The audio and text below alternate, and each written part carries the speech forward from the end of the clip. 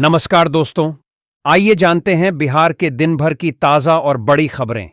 वही आपने अभी तक वीडियो को लाइक और चैनल को सब्सक्राइब नहीं किया, फटाफट से कर लीजिए। सीएम किसान योजना 2025 किसानों को हर साल 12,000 रुपये की सीधी आर्थिक मदद देती है। यह राशि 4 किस्तों में दी जाएगी, यानी हर 3 महीने पर 3,000 रुपये किसानों के खाते में ट्रांसफर होंगे। किसानों को इस सहायता राशि को खर्च करने की पूरी स्वतंत्रता दी गई है। वे इसे खेती किसानी, पशुपालन या कृषि से जुड़े अन्य कार्यों में उपयोग कर सकते हैं। इस राशि पर किसी भी तरह का ब्याज या वापसी की शर्त नहीं होगी, क्योंकि यह पूरी तरह से सरकार की ओर से दी जाने वाली आर्थिक सहायता है। किशनगंज, न्याहट शिवगंज दुर्गा मंदिर 2025 तमाम ग्राम के सदस्य और रामसागर दास, सुरेंद्र महतो, दीपक दास, राम बाबू महतो के अध्यक्षता नियम शारदा अनुसार दुर्गा पूजा किया गया। पुलिस बल बच्चे बुजुर्गों आनंद मनोरंजन करते हुए शुक्रवार संध्या 6 बजे दुर्गा प्रतिमा को विसर्जन किया। भारतीय रिजर्व बैंक आरबीआई ने हाल ही में 500 और 1,000 रुपये के नोटों को लेकर एक बड़ा अलर्ट जारी किया है। इस अलर्ट ने आम जनता, व्यापारियों और छोटे दुकानदारों के बीच चिंता बढ़ा दी है। नकली नोटों की बढ़ती समस्या और वित्तीय धोखाधड़ी पर रोक लगाने के लिए आरबीआई ने इन नोटों से जुड़े नियमों में बदलाव किया है। हालांकि नोट वैध चलन में बने हुए हैं, लेकिन उनके इस्तेमाल और जांच के नियम पहले की तुलना में कहीं अधिक सख्त हो गए हैं। यदि आपके पास भी इन नोटों की बड़ी मात्रा मौजूद है, तो आपको तुरंत आरबीआई के नए नियमों की जानकारी लेनी चाहिए। समय रहते सावधानी न बरतने पर आगे चलकर वित्तीय नुकसान और कानूनी कार्यवाही का सामना करना पड़ सकता है। देश भर के मेहनतकश मजदूरों और श्रमिक परिवारों के लिए यह बड़ी राहत की खबर है। अब सरकार ने लेबर कार्ड योजना 2025 के तहत लेबर कार्ड धारकों को सीधी आर्थिक सहायता देने की घोषणा की है। इस योजना में महिला श्रमिकों को 18,000 रुपये और पुरुष श्रमिकों को 13,000 रुपये की राशि सीधे बैंक खाते में भेजी जाएगी। यह मदद खास तौर पर उन परिवारों के लिए संजीवनी साबित होगी जिनकी आमदनी स्थिर नहीं रहती और रोजमर्रा के खर्च उठाने में कठिनाई होती है। भारत में गरीब परिवारों के लिए एक नई उम्मीद की किरण नजर आ रही है। देश के कई राज्यों में राशन कार्ड योजना में एक नया बदलाव आया है, जो बीपीएल कार्ड धारकों के लिए बेहद फायदेमंद साबित हो रहा है। अब राशन कार्ड धारकों को केवल सब्सिडी वाला अनाज ही नहीं, बल्कि हर महीने 1,000 रुपये की अतिरिक्त आर्थिक सहायता मिलेगी। सहायता भी मिल रही है। यह योजना उन लाखों परिवारों के लिए वरदान साबित हो रही है जो दैनिक आवश्यकताओं को पूरा करने के लिए संघर्ष कर रहे हैं। महिलाओं के लिए बड़ी खुशखबरी है। सरकार ने महिला वर्क फ्रॉम होम योजना 2025 की नई आवेदन प्रक्रिया शुरू कर दी है।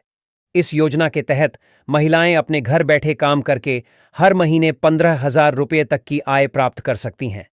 खास बात यह है कि यह योजना सिर्फ रोजगार ही नहीं देती, बल्कि महिलाओं को आर्थिक रूप से आत्मनिर्भर बनने का मौका भी देती है।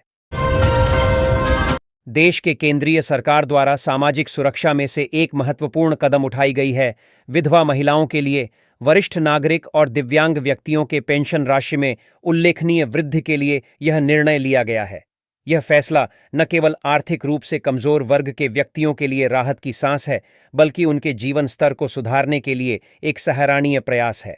नई घोषणा के अनुसार विधवा पेंशन में 4,000 रुपये तक की बढ़ोतरी होगी, जबकि वही दिव्यांग नागरिकों को 10,000 रुपये तक पेंशन राशि मिलेगी। प्रधानमंत्री नरेंद्र के नेतृत्व वाली सरकार ने बीते 22 सितंबर से जीएसटी रिफॉर्म लागू किया और इसका सीधे तौर पर असर आम आदमी लिए जरूरी रोजमर्रा की चीजों से लेकर घर बनवाने में इस्तेमाल होने वाले सीमेंट तक पर पड़ा है। दरअसल टैक्स सुधारों के फूड प्रोडक्ट्स, टीवीएसी, कार बाइक्स के साथ ही सीमेंट पर लागू जीएसटी को भी सरकार ने कम किया है और ये 28% से 18% पर आ गया। इंडियन आर्मी में ग्रुप सी के पदों पर भर्ती के लिए आधिकारिक अधिसूचना जारी की गई है। इन पदों पर आवेदन ऑफलाइन माध्यम से स्वीकार किए जाएंगे। इंडियन आर्मी की ओर से ग्रुप सी के कुल 194 पदों पर भर्ती की जाएगी, जिसके लिए आवेदन प्रक्रिया 4 अक्टूबर 2025 से शुरू हो जाएंगे। जो उम्मीदवार ग्रुप सी के पदों पर आवेदन करना चाहते हैं, वे जल्द ही इन पदों पर आवेदन कर सकेंगे। साथ ही इन पदों पर आवेदन करने की अंतिम तिथि 24 अक्टूबर 2025 निर्धारित की गई है। बाल विकास परियोजना कार्यालय की पूर्व लिपिक और विधायक पुत्र के कथित ऑडियो के वायरल होने के बाद राजनीति में गर्माहट आ गई है। जदयू कार्यकर्ताओं ने विधायक नारायण साह का विरोध करने का ऐलान किया है। कार्यकर्ताओं का आरोप है कि विधायक कार्यकर्ताओं को सम्मान नहीं दे रहे हैं। वहीं विधायक नारायण प्रसाद ने ऑडियो को झूठा बताते हुए विरोधियों पर भ्रम फैलाने का आरोप लगाया है। लालू प्रसाद यादव के दोनों बेटे तेजस्वी यादव और तेज प्रताप के बीच वैचारिक और राजनैतिक विरोध खुलकर बाहर आने लगा है। तेज प्रताप यादव अब खुलकर अपने छोटे भाई तेजस्वी के खिलाफ बोलने लगे हैं। दशहरा के मौके पर उन्होंने छोटे तेज को राम और लक्ष्मण का उदाहरण देकर नसीहत दी। कहा कि छोटे भाई हैं तो मर्यादा का पालन करें और जयचंद के कहने में नहीं रहें। उन्होंने आरएसएस और आई लव मोहम्मद पर भी बात की। जदयू बिहार विधानसभा चुनाव 2025 की तैयारी में जुट गई है। मुख्यमंत्री नीतीश कुमार स्वयं संभावित उम्मीदवारों से जल्द मिलेंगे। यह कार्यक्रम प्रदेश कार्यालय में होगा, जहां वे वर्तमान विधायकों और कोर कमेटी सदस्यों के साथ चुनाव की तैयारियों पर चर्चा करेंगे। यह कार्यक्रम 2 से 3 दिनों तक चलेगा। मुंगेर में डीएम निखिल धनराज निप्पणीकर ने राजनीतिक दलों के साथ मतदाता सूची को लेकर बैठक की। उन्होंने सभी दलों को अंतिम मतदाता सूची की कॉपी सौंपी और उनसे इसका सूक्ष्म अवलोकन करने का आग्रह किया। डीएम ने यह भी कहा कि यदि कोई योग्य व्यक्ति मतदाता सूची में शामिल होने से छूट गया है तो वे संबंधित अधिकारियों के पास आवेदन जमा कराने में मदद करें। RRB ALP result. रेलवे भर्ती बोर्ड ने बुधवार को 18,735 सहायक लोको पायलटों की भर्ती परीक्षा का अंतिम परिणाम घोषित कर दिया। एक वरिष्ठ अधिकारी ने कहा, 1 अक्टूबर 2025 को परिणाम घोषित होने के साथ रेलवे भर्ती बोर्ड ने भारतीय रेलवे के सबसे महत्वपूर्ण सुरक्षा श्रेणी के कर्मचारियों यानी सहायक लोको पायलटों की भर्ती प्रक्रिया सफलतापूर्वक पूरी कर ली है। उन्होंने कहा कि इन उम्मीदवारों की भर्ती से भारतीय रेलवे में चालक दल में खाली पड़े पद काफी। बिहार विधानसभा चुनाव 2025 से नेताओं के पाला बदलने का सिलसिला चल रहा है। अब मुख्यमंत्री नीतीश कुमार की party Janata Dal United JDU को चुनाव से पहले एक विधायक का नुकसान हो गया है। खगड़िया जिले के परबत्ता से जदयू के विधायक संजीव कुमार ने पाला बदल लिया है। वे शुक्रवार को लालू एवं तेजस्वी यादव की पार्टी राष्ट्रीय जनता दल आरजेडी का दामन थामेंगे। चर्चा है कि अब राजद के लालटेन सिंबल से संजीव कुमार चुनावी मैदान में उतरेंगे। जन सुराज पार्टी के सर्वोच्च नेता प्रशांत किशोर ने भारतीय जनता पार्टी बीजेपी और जनता दल यूनाइटेड जेडीयू पर हमले की शुरुआत में 5 बड़े नेताओं सम्राट चौधरी, दिलीप जायसवाल, अशोक चौधरी, मंगल पांडेय और संजय जायसवाल पर अलग अलग तरह के आरोप लगाए थे। प्रशांत सोमवार को जब मीडिया के सामने आए तो सम्राट और अशोक के अलावा 3 नेताओं पर नहीं बोले। कुछ लोग इसको लेकर सोशल मीडिया पर सेटिंग की अटकलें लगा रहे हैं। राजद नेता तेजस्वी यादव ने बिहार में जाति आधारित गणना की रिपोर्ट सार्वजनिक होने की दूसरी वर्षगांठ पर भाजपा पर हमला बोला। तेजस्वी ने कहा कि भाजपा ने उनकी सरकार द्वारा बढ़ाए गए 65% आरक्षण को संविधान की 9वीं अनुसूची में शामिल नहीं किया, जिससे इन वर्गों को नौकरियों का नुकसान हो रहा है। बिहार विधानसभा चुनाव की तैयारी में सभी दल जुटे हैं। चुनाव आयोग जल्द तारीखों का ऐलान कर सकता है। एनडीए और महागठबंधन में सीट बंटवारे पर अंतिम दौर की बात चल रही है। राष्ट्रीय लोक जनशक्ति पार्टी के प्रमुख पशुपति कुमार पारस ने कहा कि वे केवल उन्हीं सीटों की मांग करेंगे जहां जीतने का भरोसा है। बिहार में आगामी विधानसभा चुनाव से पहले बक्सर पुलिस में बड़ा प्रशासनिक फेरबदल किया गया है। शाहाबाद क्षेत्र के डीआईजी कार्यालय ने 32 पुलिस अधिकारियों को भोजपुर स्थानांतरित कर दिया है, जबकि 31 नए अधिकारियों को बक्सर में नियुक्त किया गया है। यह कदम निर्वाचन आयोग के दिशा निर्देशों के अनुसार उठाया गया है, जिसके तहत गृह जिलों में तैनात अधिकारियों को हटाया जा रहा है। मौसम विभाग ने अगले 48 घंटों के लिए बिहार के मौसम का पूर्वानुमान जारी किया है। पटना समेत राज्य के कई जिलों में भारी बारिश की चेतावनी दी गई है। गया, कैमूर और पश्चिमी चंपारण में अत्यंत भारी बारिश की आशंका है। कई अन्य जिलों में भी भारी बारिश की संभावना है। 30 से 40 किलोमीटर प्रति घंटे की रफ्तार से तेज हवाएं चल सकती हैं। बिहार के सारण जिले के भेल्दी में जलालपुर चौक पर अज्ञात हमलावरों ने कार सवार 2 युवकों पर गोलीबारी की, जिसमें राहुल पांडे की मौत हो गई और सूरजकांत गंभीर रूप से घायल हो गए। राहुल पांडे पूर्व उप मुखिया विनोद पांडे के पुत्र थे। पुलिस ने अपराधियों की तलाश शुरू कर दी है और मामले की जांच कर रही है। मुजफ्फरपुर के चंदवारा पुल निर्माण स्थल पर रंगदारी को लेकर बदमाशों ने ठेकेदार जयप्रकाश राय पर हमला कर दिया, जिसमें उनका कान कट गया। ठेकेदार ने बताया कि बदमाशों ने उनसे 10 लाख रुपए की रंगदारी मांगी थी और इनकार करने पर उन पर हमला किया। पुलिस ने मामला दर्ज कर लिया है और आगे की कार्रवाई कर रही है। ठेकेदार ने कार्यस्थल पर सुरक्षा की मांग की है। कुचायकोट के ढेबवा गांव में शंकराचार्य स्वामी अविमुक्तेश्वरानंद सरस्वती का आगमन हुआ। उन्होंने गाय को भारतीय संस्कृति का प्रतीक बताते हुए गोवध रोकने का संकल्प दिलाया। उन्होंने देसी गायों के संवर्धन के लिए केंद्र स्थापित करने की योजना बताई और ग्रामीणों से सहयोग की अपील की। शंकराचार्य ने गो मतदाता संकल्प सभा में भी भाग लिया, जिसमें ग्रामीणों ने उनके विचारों को अपनाने का संकल्प लिया। नवगछिया पुलिस ने मादक पदार्थ तस्करी के खिलाफ बड़ी कार्रवाई करते हुए 2 तस्करों को गिरफ्तार किया है। उनके पास से 318.81 ग्राम स्मैक बरामद हुई है, जिसकी अंतर्राष्ट्रीय बाजार में कीमत 40 से 50 लाख रुपए है। पुलिस अधीक्षक के निर्देश पर आगामी चुनाव और त्योहारों के मद्देनजर यह अभियान चलाया जा रहा है। गिरफ्तार किए गए आरोपियों में से एक पश्चिम बंगाल का रहने वाला है और दूसरा रंगरा का। गया जंक्शन पर ऑटो परिचालन को सुव्यवस्थित करने के लिए नई यातायात व्यवस्था लागू की गई है। रेलवे पार्सल ऑफिस के पास नया ऑटो स्टैंड बनाया गया है। नियमों का उल्लंघन करने पर जुर्माना लगेगा। जंक्शन पर 3 शिफ्टों में जवानों की तैनाती की गई है। दुर्गा पूजा को देखते हुए सुरक्षा व्यवस्था बढ़ाई गई है। बिहार में विधानसभा चुनाव नजदीक आते ही राजनीतिक सरगर्मी तेज हो गई है।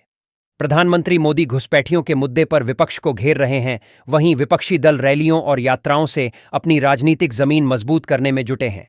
राहुल गांधी और तेजस्वी यादव ने मतदाता अधिकार यात्रा निकाली, जिसमें मतदाता सूची पुनरीक्षण (SIR) पर सवाल उठाए गए। भाजपा ने विपक्ष पर घुसपैठियों का बचाव करने का आरोप लगाया है। पटना के गांधी मैदान में बारिश के बीच रावण दहन का आयोजन किया गया। इस कार्यक्रम में राज्यपाल, मुख्यमंत्री और दोनों डिप्टी CM शामिल हुए। बारिश के कारण रावण का सिर टूट गया था, फिर भी 80 फीट के रावण के पुतले का दहन किया गया। मुख्यमंत्री नीतीश कुमार ने बिना सिर वाले रावण का वध किया। दरभंगा न्यूज ननौरा के तत्वावधान में मंदिर स्थित केशरवा पोखर भिंडा पर कार्यक्रम का आयोजन किया गया।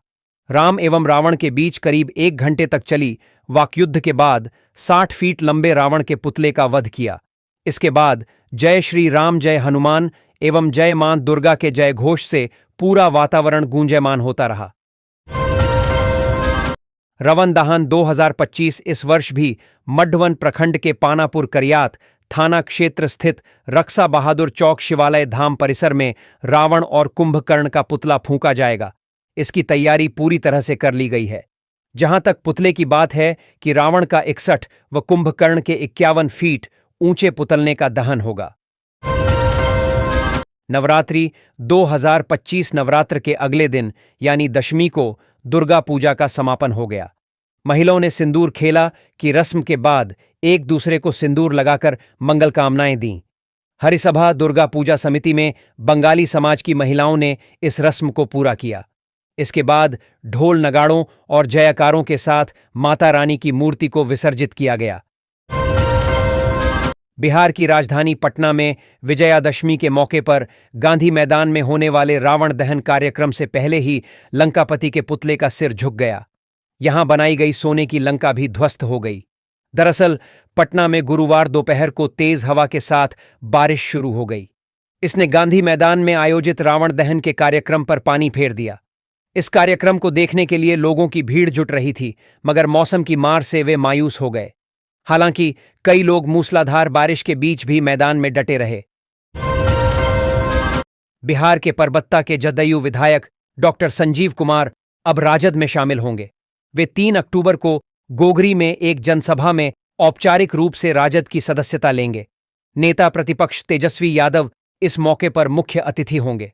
उन्होंने लोगों से सभा में शामिल होने की अपील की है। बिहार के मुख्यमंत्री नीतीश कुमार आज एक महत्वपूर्ण कैबिनेट बैठक कर रहे हैं, जो मौजूदा सरकार की आखिरी बैठक हो सकती है। यह बैठक आचार संहिता लागू होने से पहले हो रही है। बैठक दोपहर 3:30 पर बुलाई गई है, जिसमें मुख्यमंत्री नीतीश कुमार, दोनों उप मुख्यमंत्री, सभी मंत्री और शीर्ष अधिकारी शामिल होंगे।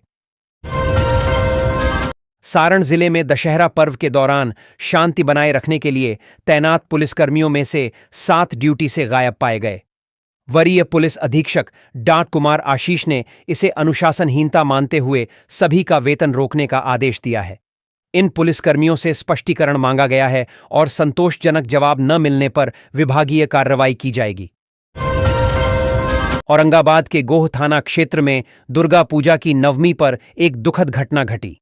मीरपुर गांव में चोरों ने रामाधार यादव के घर में घुसकर 20 लाख की संपत्ति चुराई और विरोध करने पर उनकी पत्नी अंजनी देवी की हत्या कर दी।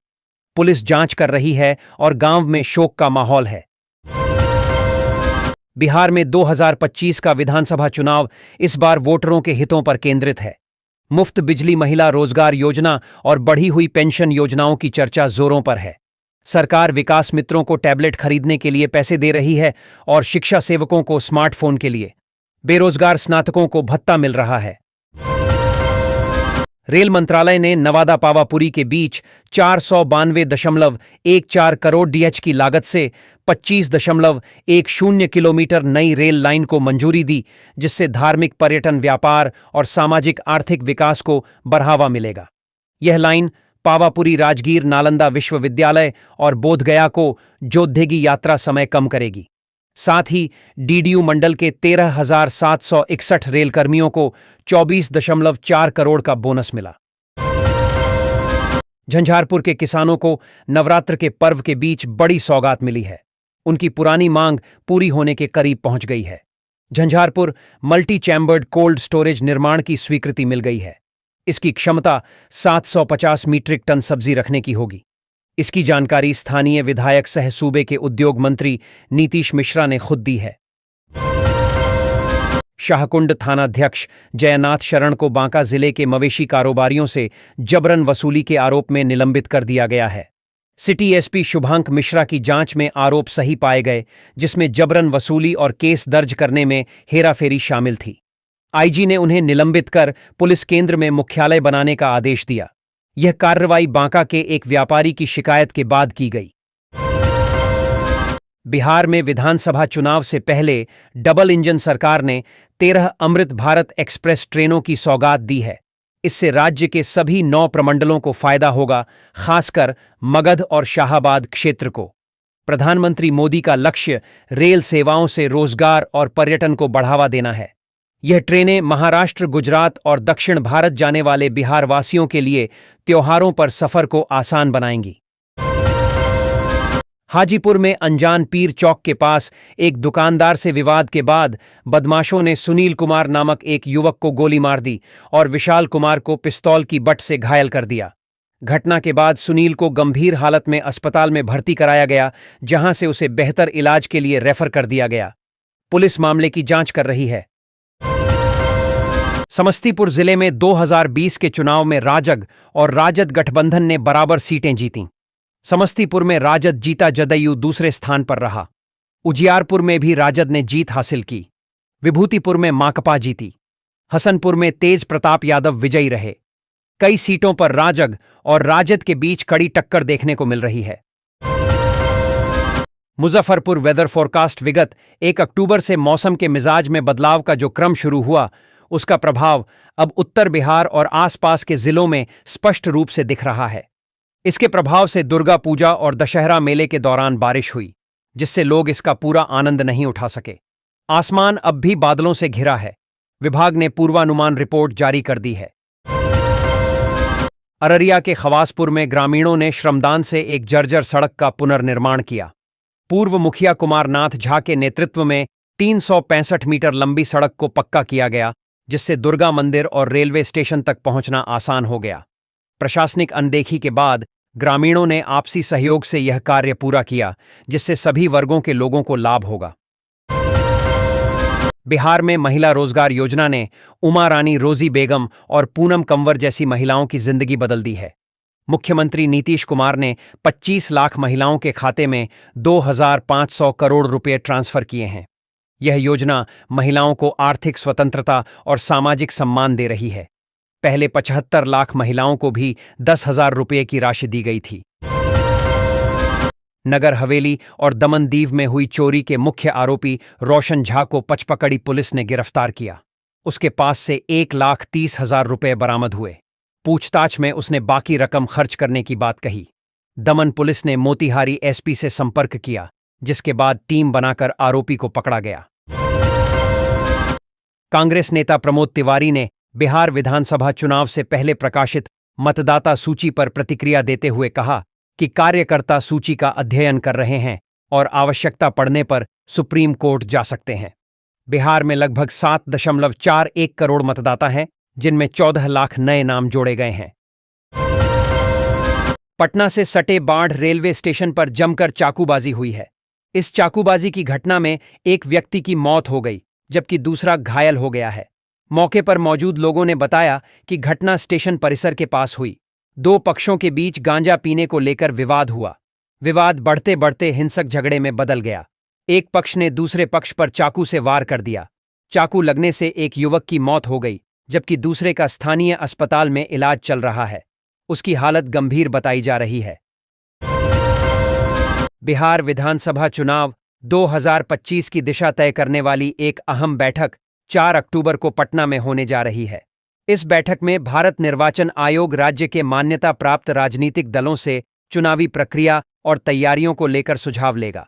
दिलचस्प बात यह है कि आयोग ने 3 अहम दलों मुकेश सहनी की वीआईपी, उपेंद्र कुशवाहा की आरएलएम और जीतन राम मांझी की हम को बैठक के लिए आमंत्रित नहीं किया है। यह फैसला चुनावी मौसम में नई राजनीतिक सरगर्मी को जन्म दे रहा है। बिहार विधानसभा चुनाव को लेकर इन दिनों राजनीतिक सरगर्मी तेज है। विभिन्न राजनीतिक पार्टियां अपना दमखम मजबूत करने में लगी हैं। इस कड़ी में हर तरफ बयानबाजी भी जोरों पर है।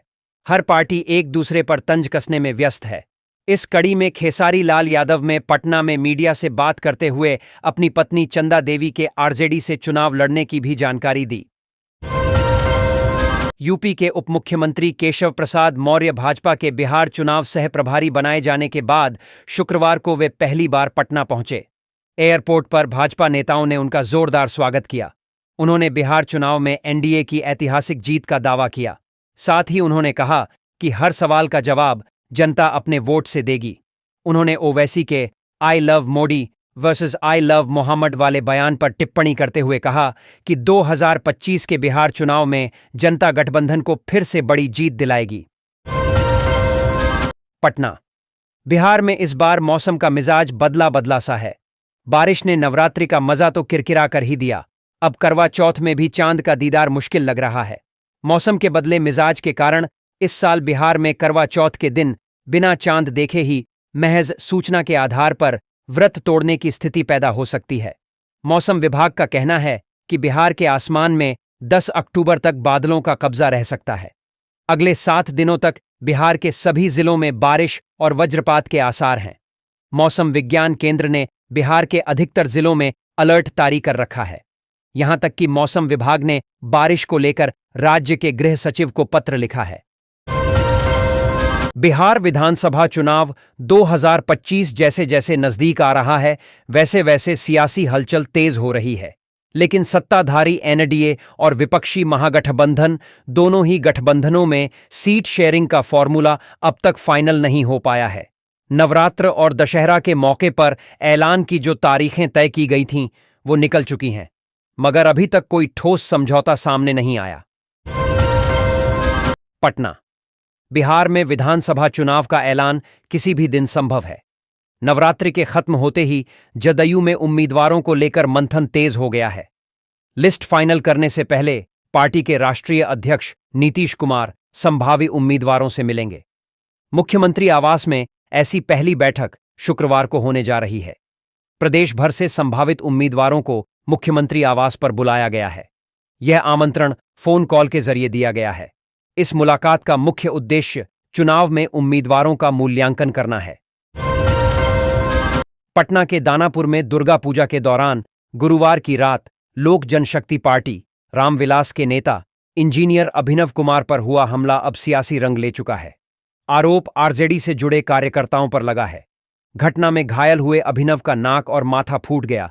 उन्हें गंभीर हालत में पीएमसीएच रेफर किया गया। यह विवाद चिराग पासवान और आरजेडी खेमे के बीच स्थानीय स्तर पर बढ़ती तनातनी की नई कड़ी बन गया है। पटना, बिहार की 25 लाख महिलाओं के बैंक खाते में 10-10 हजार रुपए आ गए हैं। एक एक कर मोबाइल पर बैंक के संदेश आने लगे हैं।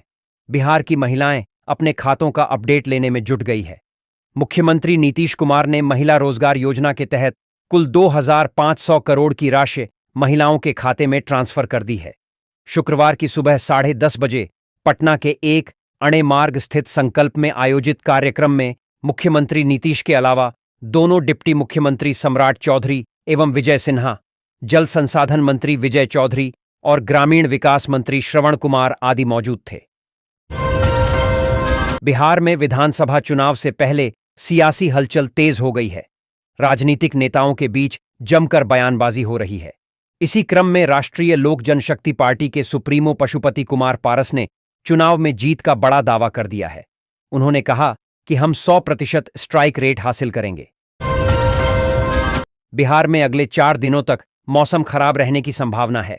मौसम विभाग के अनुसार बंगाल की खाड़ी में सक्रिय गहरा अवदाब उत्तर पश्चिम दिशा की ओर बढ़ रहा है, जिसके कारण राज्य में तेज हवाओं, वज्रपात और भारी से अति भारी बारिश की चेतावनी जारी की गई है। गुरुवार की शाम बायसी थाना क्षेत्र के मीनापुर पंचायत के बैरिया सरबजिया गांव में दुर्गा पूजा का अंतिम दिन चल रहा था। पंडाल में पूजा अर्चना के लिए श्रद्धालुओं की भारी भीड़ जुटी थी। इसी बीच एक स्कॉर्पियो अचानक तेज रफ्तार में आई और अनियंत्रित होकर सीधे भीड़ में जा घुसी।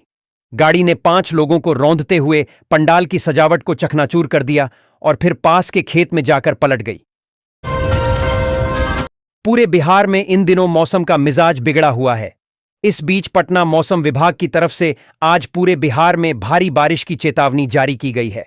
बिहार के 35 जिलों के लिए येलो अलर्ट और बाकी के 3 जिलों पश्चिमी चंपारण, जमुई और बांका के लिए ऑरेंज अलर्ट जारी किया गया है। बिहार में गंगा नदी के किनारे विकास की नई गाथा लिखी जा रही है। राज्य सरकार ने दीघा से लेकर भागलपुर तक गंगा तट के समानांतर 3 प्रमुख सड़क परियोजनाओं को मंजूरी दी है। कुल 17,000 करोड़ रुपए की अनुमानित लागत से बनने वाली ये सड़कें न केवल यातायात को सुगम बनाएंगी, बल्कि गंगा तटवर्ती इलाकों में आर्थिक गतिविधियों और पर्यटन को भी नई उड़ान देंगी। बिहार विधानसभा चुनाव 2025 से पहले राजनीतिक हलचल तेज हो गई है। इसी बीच खगड़िया जिले की परबत्ता सीट से जदयू विधायक डॉक्टर संजीव कुमार ने 3 अक्टूबर को अपने हजारों समर्थकों के साथ राजद में शामिल होने का ऐलान कर राजनीति में नई सुगबुगाहट पैदा कर दी है। उनके इस कदम को जदयू के लिए बड़ा झटका और आरजेडी के लिए बड़ा संबल माना जा रहा है। मुख्यमंत्री नीतीश कुमार की अध्यक्षता में आज शुक्रवार को कैबिनेट की बैठक होगी। आज कैबिनेट की यह बैठक मुख्यमंत्री नीतीश कुमार के कार्यकाल की अंतिम बैठक हो सकती है। ऐसे में कई बड़े और खास एजेंडों पर मुहर लगने की भी संभावना जताई जा रही है। करीब 10:30 पर यह मीटिंग होगी, जिसमें अलग अलग विभागों के मंत्री मौजूद रहेंगे। त्योहारी सीजन में अपने घर परिवार से दूर रहने वाले लाखों लाख लोग घर लौटते हैं। इस दौरान ट्रेनों में टिकट की मारामारी रहती है। हर कोई ट्रेन की बुकिंग कराना चाहते हैं। इस बार छठ 2025 25 से 28 अक्टूबर और दिवाली 2025 81 अक्टूबर को देखते हुए यात्रियों के लिए यह समय सबसे महत्वपूर्ण है। यात्रियों की सुविधा के लिए भारतीय रेलवे ने IRCTC पर ऑनलाइन टिकट बुकिंग आसान कर दी है। बिहार के सारण, छपरा में विजयदशमी के अवसर पर आयोजित मेले में सुरक्षा व्यवस्था की पोल खुल गई। भीड़भाड़ वाले आयोजन में तैनात 7 पुलिसकर्मी ड्यूटी स्थल से अनुपस्थित पाए गए। मामले को गंभीरता से लेते हुए सारण के एसएसपी ने सभी का वेतन रोकने और 7 दिन में स्पष्टीकरण देने का आदेश जारी किया है। बिहार की सियासत में हमेशा अपने बयानों से सुर्खियां बटोरने वाले लालू प्रसाद यादव के बड़े बेटे और पूर्व मंत्री तेज प्रताप यादव एक बार फिर चर्चा में हैं। हाल ही में उठे आई लव मोहम्मद विवाद पर उन्होंने स्पष्ट सफाई दी है। तेज प्रताप ने कहा कि उनके पास कुरान शरीफ की प्रति है और वे पैगंबर का गहरा सम्मान करते हैं। उन्होंने आरोप लगाया कि कुछ लोग जानबूझकर माहौल खराब करने के लिए विवाद खड़ा कर रहे हैं। पटना। बिहार में विधानसभा चुनाव की तारीखों की घोषणा अगले कुछ दिनों में हो सकती है। दोनों प्रमुख गठबंधनों में सीट शेयरिंग को लेकर बातचीत अंतिम चरण में है। भाजपा के लिए सबसे बड़ी चुनौती एंटी इनकम्बेंसी से निपटना है। जनता के बीच लंबे समय से जीत रहे विधायकों और मंत्रियों को लेकर बेहद नाराजगी है। इस चुनाव में अधिक से अधिक सीटें जीतने के लिए भाजपा बिहार में गुजरात मॉडल लागू करने जा रही है। गुजरात की तरह बिहार में भी मौजूदा कई मंत्रियों और विधायकों का टिकट काटा जाएगा। ऐसे करीब 30 विधायकों की सूची तैयार की गई है, जिन्हें पार्टी इस बार बेटिकट कर सकती है।